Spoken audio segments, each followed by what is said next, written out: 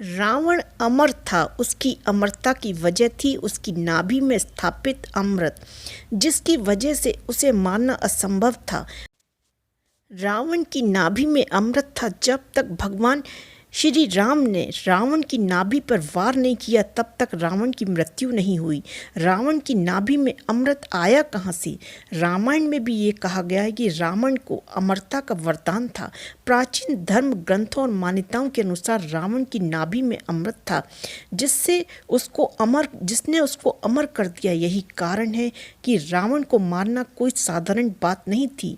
आपको जानकर हैरानी होगी कि रावण की नाभि में अमृत आया कैसे और वहाँ उसे स्थापित किसने किया। तो हम आपको बता दें कि इसका श्रेय मंदोदरी को जाता है। असल में बाली और रावण के बीच एक बार युद्ध हुआ जिसमें रावण को अंदरूनी चोट लगी, जिससे कि लंकापति रावण बहुत ज़्यादा बीमार पड़ गई। उसकी पत्नी मंदोदरी बहुत चिंतित हो गई और उसने मन ही मन तय किया कि महाराज रावण को मैं अमर बना के ही रहूंगी। मंदोदरी अपने माता पिता के पास पहुंची।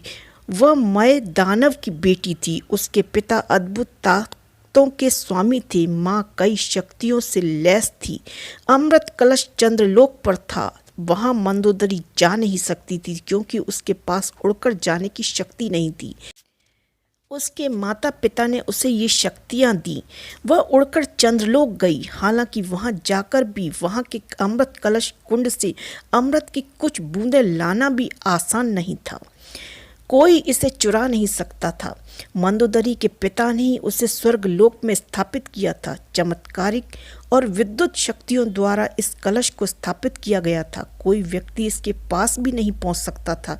कलश के नीचे से बहुत सारी विषैली गैस निकलती थी जिससे मृत्यु हो सकती थी। इसके चारों ओर गर्म लावा निकलता था, इसलिए अमृत कलश तक पहुंचना और इसमें से अमृत चुराना असंभव जैसा था। चंद्रलोक का एक नियम है कि चंद्रदेव साल में एक बार अश्विन मास की पूर्णिमा यानी शरद पूर्णिमा के दिन इस अमृत कलश को वहां से निकालते हैं, तब धरती पर कुछ बूंदें गिराते हैं। मंदोदरी के सामने ये एक अच्छा मौका था। जिस दिन मंदोदरी चंद्रलोक गई उसके 2 दिन बाद ही पूर्णिमा थी। जैसे ही पूर्णिमा की रात चंद्रदेव ने अमृत कलश वहां से निकाला, तभी रावण की पत्नी मंदोदरी मौका पाकर अमृत कलश चुराकर भागने लगी। देवताओं को जब इसका पता लगा उन्होंने मंदोदरी का पीछा किया। घबराई मंदोदरी ने अमृत कलश को देवलोक में खिड़की पर ही छोड़ा। खुद अमृत की कुछ बूंदें एक अंगूठी में भरकर सीधे धरती की ओर छलांग लगा दी। पति को अमर करने के काम में उसके देवर विभीषण का उसने सहारा लिया। हालांकि विभीषण ने पहले यही कहा कि चोरी के अमृत का इस्तेमाल कतई उचित नहीं है। बाद में वो तैयार हो गए।